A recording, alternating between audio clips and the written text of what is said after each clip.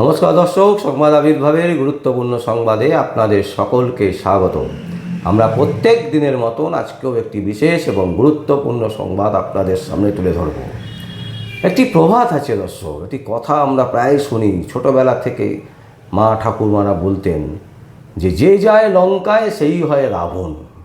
কথাটার মানে তখন ঠিক বুঝতাম না, কিন্তু এখন যত বড় হয়েছি আস্তে আস্তে বুঝতে শিখেছি। এখন বুঝতে পারি যে ক্ষমতা জিনিসটা কি। যেই আপনার হাতে কোনো ক্ষমতা চলে আসবে আর সেই ক্ষমতা পাওয়ার পর আপনি দিকভ্রম হয়ে যাবেন, আপনি দিশাহারা হয়ে যাবেন, আপনি জ্ঞানহীন হয়ে যাবেন, আপনার মনুষ্যত্ব নষ্ট হয়ে যাবে, আপনার চরিত্র নষ্ট হয়ে যাবে, আপনার শিক্ষা দীক্ষা আপনি বিসর্জন দিয়ে দেবেন। কেন না, আপনি ক্ষমতার শীর্ষে চলে এসছেন এবং আপনি মনে করবেন আপনার পাশে যে সমস্ত আপনার রাজ্যে আপনার দেশে যারা আপনাকে দেখছে তারা সবাই ভুল, আপনি একমাত্র ঠিক। ঠিক এই রকমই ভাবতেন প্রাক্তন মুখ্যমন্ত্রী মমতা ব্যানার্জি, ঠিক এই রকমই ভাবতে শুরু করে দিলেন শুভেন্দু অধিকারী, বর্তমান মুখ্যমন্ত্রী।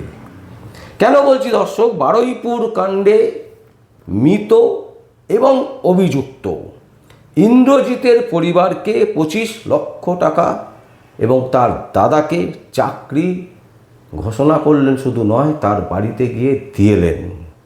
এখন প্রশ্ন হচ্ছে, বিজেপি করতো বলেই কি এই পুরস্কার? একদম দর্শক, আমরা বরাবর বলে এসেছি, সাদাকে সাদা কালোকে কালো বলতে আমরা ভয় পাই না। দুটো লোক দেখে যদি আমাদের সংবাদ দেখে যদি তারা কমেন্টস করেন বা বলেন কিছু, সত্যি হোক মিথ্যে হোক, তার ভালো লাগা যেটাই বলবে সেটাই আমরা মাথায় পেতে নেব।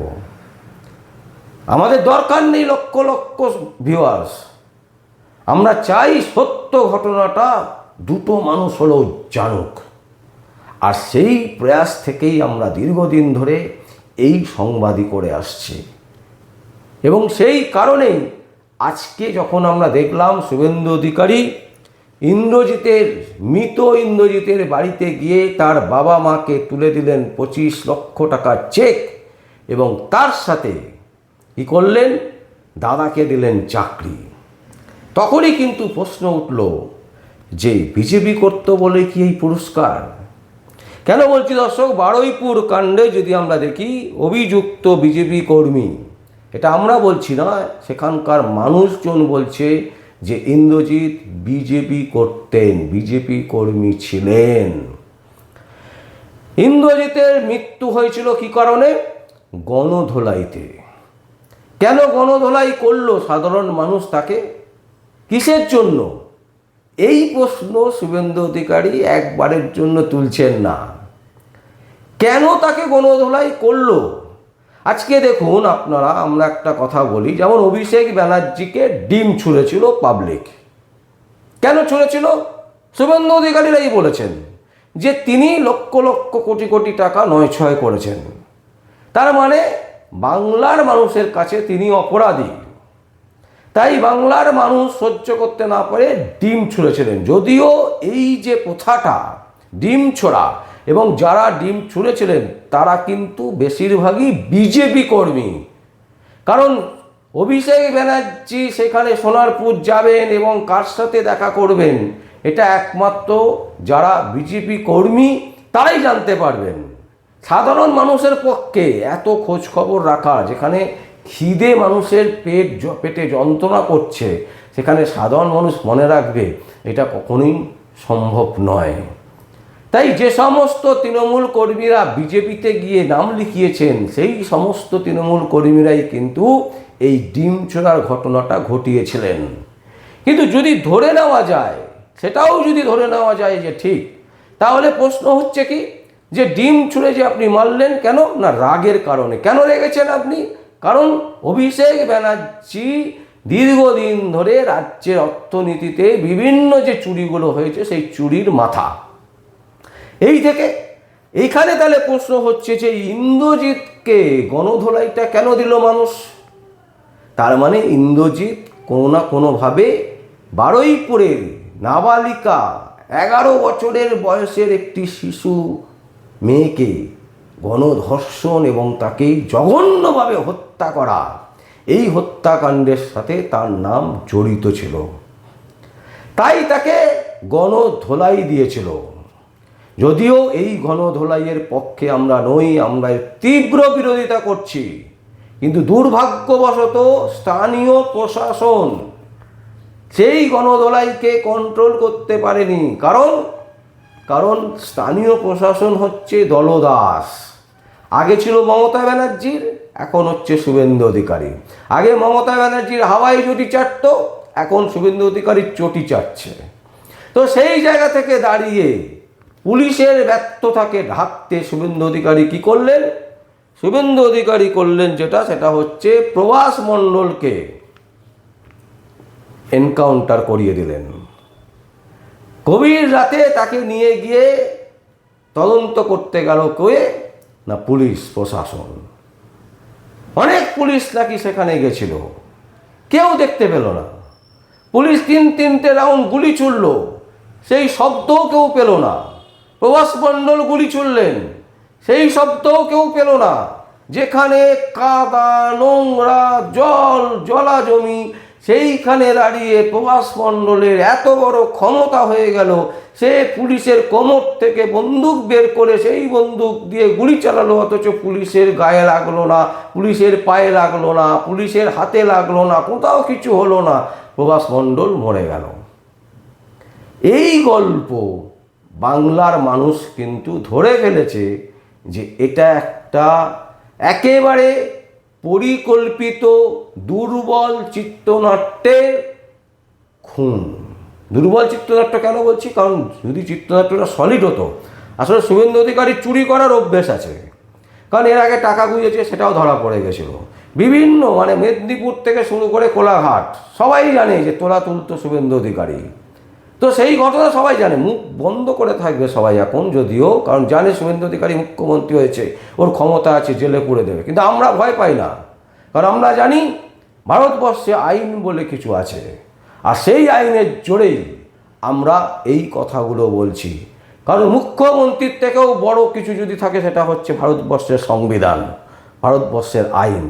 আর সেই আইনকে অবজ্ঞা করে, সেই আইনকে বুড়ো আঙুল দেখিয়ে একজন মন্ত্রী তিনি রাজ্যের একজন মানুষকে খুন করিয়ে দেবে, যার বিরুদ্ধে অভিযোগ আছে, প্রমাণিত হয়নি সত্য মিথ্যা, তাকে আপনি খুন করিয়ে দেবেন। আর যার বিরুদ্ধে একজনের বিরুদ্ধে অভিযোগ আছে গণধোলাই খেয়েছে সে, তাকে আপনি সাধু বানিয়ে তার কাছে 25 লক্ষ টাকা দিয়ে মামলা চাপার চেষ্টা করবেন। এই ঘটনার তীব্র থেকে তীব্র প্রতিবাদ করছি সংবাদ আবির্ভাবের পক্ষ থেকে। আমি বিশ্বজিৎ পাল। দর্শক, এখানে প্রশ্ন হচ্ছে প্রথমে তার নেতৃত্বে, যেটা বলছিলাম যে পুলিশকে দিয়ে প্রকৃত অপরাধীকে, মানে বিজেপির যে কর্মী, সে যাতে ধরা না পড়ে, তার প্রাণপণ চেষ্টা করা হলো, প্রভাস মণ্ডলকে খুন করিয়ে দেওয়া হলো। এবং সেটা যে চিত্রনাট্য যে দুর্বল, যার ফলে পুলিশের পক্ষ থেকে এখনো পর্যন্ত কোনো রকমের প্রেস কনফারেন্স দেখা গেল না, বা কোনো ভিডিও ফুটেজ সামনে আনতে পারলো না যে প্রভাস মণ্ডল গুলিকে বন্দুক কেড়ে নিয়ে গুলি চালাবার চেষ্টা করেছে বা গুলি চালিয়েছে। কারণ দেখাতে পারবে না। এটা যে একটা খুন, এটা একেবারে স্পষ্ট। এরপরে কি দেখলো কিছু মানুষ খুব লাফাচ্ছে, কিছু আইনজীবীরাও লাফাচ্ছে যে হ্যাঁ ঠিক করেছে। কিন্তু এই ঘটনা যখন আপনার সাথে কোনো মহিলা করবে, এফআইআর করে দিয়ে বলবে যে আপনি আমাকে রেপ করেছেন, তারপর ওই রেপ কেসে জড়িয়ে দিয়ে এনকাউন্টার করিয়ে দেবে শুভেন্দু অধিকারী তার পুলিশকে দিয়ে, সেই দিন আপনার ফ্যামিলি এবং আপনি বুঝতে পারবেন যে কি ভয়ঙ্কর কাণ্ডটা ঘটেছিল প্রভাসের সাথে। আজকে আপনি নাচছেন, ভারতীয় সংবিধানকে আপনি বুড়ো আঙুল দেখিয়ে এনকাউন্টার করাচ্ছেন, কিন্তু কালকে যেদিন আপনার সাথে হবে, আপনার পরিবারের সাথে হবে, সেদিন কিন্তু আপনি কেঁদে কুল কিনারা করতে পারবেন না। এবং সেই সমস্ত বিজেপি কর্মীদেরকে আমরা সতর্ক করছি, পার্টি করুন, পার্টির আনন্দ ভালো, কিন্তু মরবেন আপনারাই, বেঁচে থাকবে শুভেন্দুরা। কারণ দেখতেই পাচ্ছেন তৃণমূল কংগ্রেসের কতগুলো নেতা নেত্রী যারা শুভেন্দু অধিকারীর সাথে হাত মেলাচ্ছেন বিধানসভায়, শুভেন্দু অধিকারীর সাথে বসে কফি খাচ্ছেন কোথায় না দিল্লিতে বাসভবনে। শুভেন্দু অধিকারীর সাথে লুকিয়ে লুকিয়ে কথা বলছেন কোথায়? বিধানসভার করিডোরের পেছনে। এরপরেও যদি বিজেপি কর্মী, বিজেপি যারা সনাতনী করে লাফাচ্ছেন, শুভেন্দু অধিকারীকে দাদাভাই বলছেন, তারা যে কতটা বোকা বানছেন সেটা আগামী দিন আপনারা খুব ভালো মতন টের পাবেন। যাই হোক, এখন প্রশ্ন হচ্ছে যে এই যে ইন্দ্রজিৎকে যে মারল, সাধারণ মানুষ গণধোলাই দিল, শুভেন্দু অধিকারী তার বাড়িতে গিয়ে কি বলছেন? যে এই ঘটনা কোনো সাধারণ গণপিটুনি নয়, বরং পরিকল্পিত খুন। তার দাবি, নাম পরিচয় দেখে ইন্দ্রজিৎকে খুন করা হয়েছে। তার মানেটা কি বলছেন? মানেটা হচ্ছে এটাই যে নাবালিকাটি মারা গেছেন তিনি হচ্ছেন মুসলিম, আর যিনি গণপিটুনিতে মারা গেছেন তিনি হচ্ছে হিন্দু। তাহলে এই হিন্দুর ছেলে বলে নাম দেখে তাকে মেরেছেন কারা? যারা গণপিটুনি করেছেন। আমরা আবারও বলছি, গণপিটুনি দুঃখজনক, পুলিশ প্রশাসন ব্যর্থ, কারণ সেখানে পুলিশের উচিত ছিল আটকানো, পুলিশও আটকাতে পারেনি, গণপিটুনি হয়েছে সেটাও ঠিক হয়নি। কিন্তু তারপরেও বলবো যে শুভেন্দু অধিকারী যেটা তৈরি করার চেষ্টা করছেন, হিন্দু মুসলিমের যে সুশ্রী দেওয়ার চেষ্টা করছেন, এই সুশ্রীটা কিন্তু মারাত্মক হয়ে বুমারাং হয়ে শুভেন্দু অধিকারীর দিকেই কিন্তু দৌড়বে একটা সময়ের পর। সেদিন শুভেন্দু অধিকারী ঠিকঠাক থাকতে পারবেন তো? যে পাঞ্জাবিটা, যে পাজামাটা পরে আপনি এত রংচং মাখছেন, এত রংবং করে কথা বলছেন, আর এত উল্টো পাল্টা বকছেন, সেটা আপনার ঠিক থাকবে তো? আপনি একটা মৃত্যুকে নিয়ে রং চড়াবার চেষ্টা করছেন, আপনি একটা মৃত্যুকে নিয়ে ধর্মের রাজনীতি করার চেষ্টা করছেন, এটা কিন্তু কোনো অবস্থাতেই গ্রহণযোগ্য নয়। এবং এর সাথে সাথে কতগুলো প্রশ্নচিহ্ন উঠছে। প্রশ্ন হলো, শুভেন্দু অধিকারী কি করে জানলেন যে গণপিটুনিটা যেটা হচ্ছে সেটা পূর্ব পরিকল্পিত? তাহলে যে খুনটা আপনি করিয়েছেন সেটাও পূর্ব পরিকল্পিত, কারণ আপনি জানেন তো শয়তান চেনে শয়তানকে, তার মানে আপনি নিজে একজন শয়তান, তাই আপনি শয়তানদেরকে অতি সহজে চিনতে পাচ্ছেন। লজিক বলছে, যুক্তি বলছে, আমরা বলছি না। এটা একেবারে অঙ্কের মতন স্পষ্ট যে একজন শয়তানই একজন শয়তানকে চেনে, সাকরাই চেনে সাকরাকে, এটা তো কথাতেই আছে, তাই আপনি চিনে ফেলেছেন।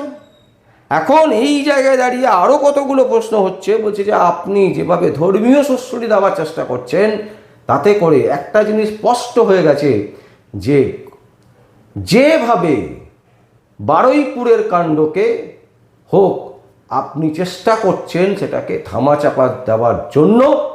কারণ কলকাতা হাইকোর্টের বিশিষ্ট আইনজীবী সুমিত্রা দি তিনি নিজে স্পষ্টত বলেছেন যে সেইখানে 7 দিন ধরে আরএসএসের কি হয়েছিল, আরএসএসের ট্রেনিং চলছিল। আরএসএস যখন কোনো অনুষ্ঠান করে সেইখানে নাকি নানান রকমের দিক দেখে নেয় যে সেখানে কি আছে না আছে, এবং তাদের কেন্দ্র থেকে মাত্র কিছু দূরে এই ঘটনা। তাহলে কি সত্যি সত্যি আরএসএসের কোনো কর্মীর সাথে যুক্ত এই ধর্ষণ এবং খুনের ঘটনাতে? যে কারণে আপনি চাইছেন কোনো অবস্থাতেই যাতে আরএসএসের নাম দুর্নাম না হয়। কিন্তু প্রশ্ন তো তুলে ফেলেছেন আপনি, প্রশ্ন তো তুলিয়ে ফেললেন আপনি। কারণ প্রশ্ন যেখানে আপনি করছেন যে নাম দেখে মানুষ গণধোলাই করেছে, সুতরাং সেই প্রশ্নের পাল্টা প্রশ্ন আপনার কাছে পৌঁছে যাচ্ছে যে তাহলে কি আপনি নাম দেখেই একটা মানুষকে চিহ্নিত করে তাকে নির্দোষ প্রমাণ করে দিলেন? কোর্টে বিচারই হলো না, বিচারের আগে আপনি রায় দিয়ে দিলেন, বিচারের আগেই আপনি বলে দিলেন যে তিনি নির্দোষ, তাকে খুন করা হয়েছে। এই প্রশ্নের উত্তরের সম্মুখীন আপনাকে হতেই হবে একটা দিন না একটা দিন। সেই দিন কিন্তু আপনি পালিয়ে যেতে পারবেন না। সেদিন কিন্তু আপনি সেই যে পাঞ্জাবিটা পরে থাকেন, যে পাজামাটা পরে থাকেন, সেটা আদৌ পরে থাকতে পারবেন কি না সেটার দিকেও কিন্তু সাধারণ মানুষ চোখ রাখবে।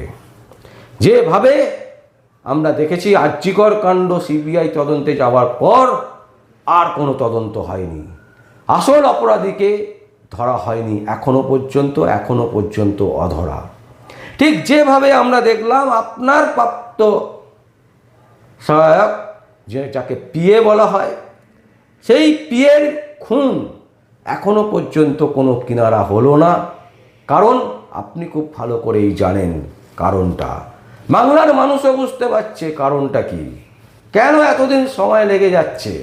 25 লক্ষ টাকা একটা চাকরি দিতে আপনার কোনো সময় লাগছে না তাকে নির্দোষ প্রমাণ করতে। আপনি অনায়াসে একজন মানুষকে, অভিযুক্ত মানুষকে আপনি নির্দোষ প্রমাণ করে দিয়ে 25 লক্ষ টাকা এবং তার সাথে চাকরিও দিয়ে দিচ্ছেন, এবং কোর্টে যাওয়ারও দরকার পড়ছে না, আপনিই বিচার করে দিচ্ছেন।